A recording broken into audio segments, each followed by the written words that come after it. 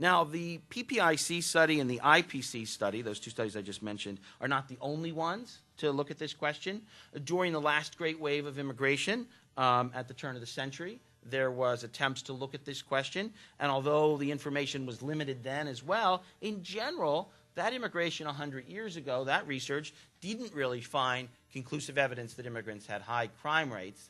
And while that may not be at all relevant, what happened 100 years ago to what we're debating now and talking about now, it does remind us that perception that immigrants may have high crime rates and reality may not be the same thing. So that old research, again, may not tell us anything about today, but maybe it helps to remind us of that important fact. Now, one way researchers in the last 2 decades have tried to look at the issue of immigration and crime is to compare differences across cities and see if the immigrant share of a city has any impact on the overall crime rate. And in general, that research does not find clear evidence that immigrants increase crime. But there are 2 things to keep in mind. One is it's only looking at overall crime. Again, it's not looking specifically at the question of whether, at least typically, whether the immigrants themselves have committed a crime.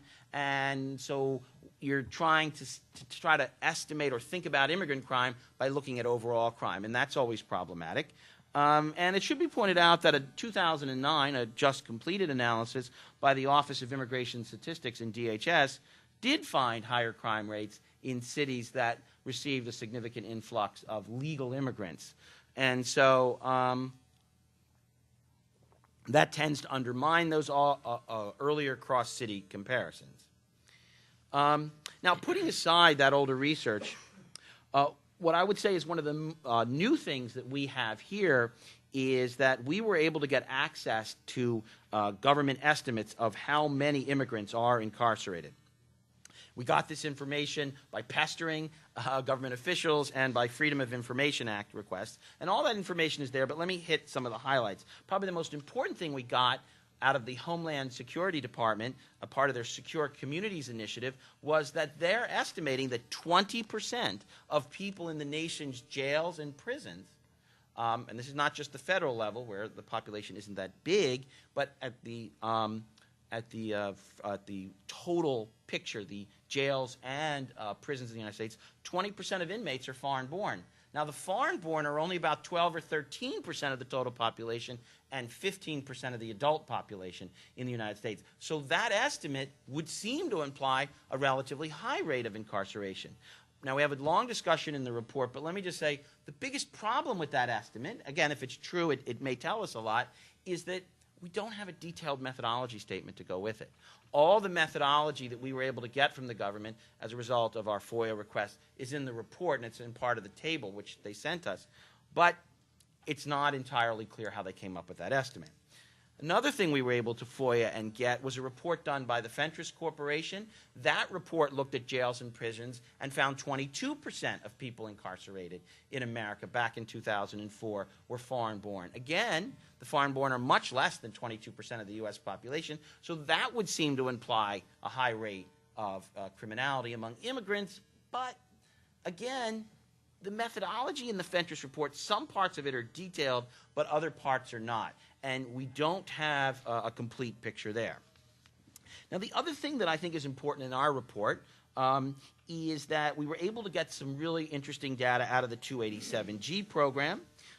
This allows us actually to look at sometimes specifically the illegal population. This is the program that Jessica will talk about a lot more. But it allows, for one thing, it allows local officials to access immigration databases to help determine whether someone is here illegally. Now, there have been related efforts to 287G too. There's been audits done in anticipation of the 287G program, and some of that data is available in a format that we can actually use to get at this question. And in short, what we found was that in 4 of the 6 counties where we had good 287G data, and possibly 5 really, it does appear that the illegal immigrants make up a much larger fraction of the jail population than they do the overall population of adults in that community. That wasn't true in every county, and one county does not seem to be true for is Prince William County in Virginia. But, for example, in a place like Maricopa County, it appears that 22% of felons were found to be illegal immigrants, and illegals seem to be only about 10% of that county's adult population. In another example, in Lake County, Illinois, illegals are 19% of jail inmates, but only 6% of the local adult population. So these would tend to imply high rates for illegal immigrants. We had several counties, where we were able to get information on the foreign-born. There wasn't a distinction made between legal and illegal, but there was the foreign-born. And there, 2 of the 4 counties, it appears the foreign-born do represent a disproportionate share of those in the jail, based on 287G or a related effort to it. But in the other 2 counties, it wasn't clear. Now, there's a lot more information in my report. But I do think that what is new, or what is maybe most interesting in my report, or in our report, I should say, is this look at this new 287G data, the Secure Communities Initiative estimate, and the Fentress report, which we were able to get access to for the first time. Now, there's a lot of other information. We look, for example, at the federal prison system with some interesting results there. There's also the SCAP,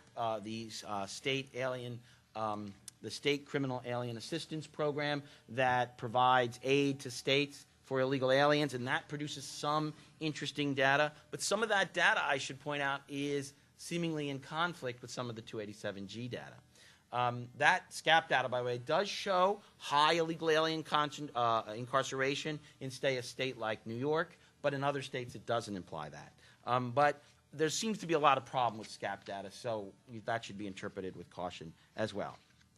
I would say that, in conclusion, this report first demonstrates the difficulty in trying to come to a clear conclusion about immigrant criminality. New government data and estimates do indicate immigrants seem to have a high rate of incarceration, but there is also important research showing that this is not the case. And as I indicated, I think those cross-city comparisons can sometimes be some of the best evidence there. As I said at the outset, some people seem to think immigrants have high rates of crime, while others are equally assured that it's low. But in our view, anyone who asserts that the issue is settled and that they know the answer to this question is simply unaware of all the new information. Thank you. Thank you.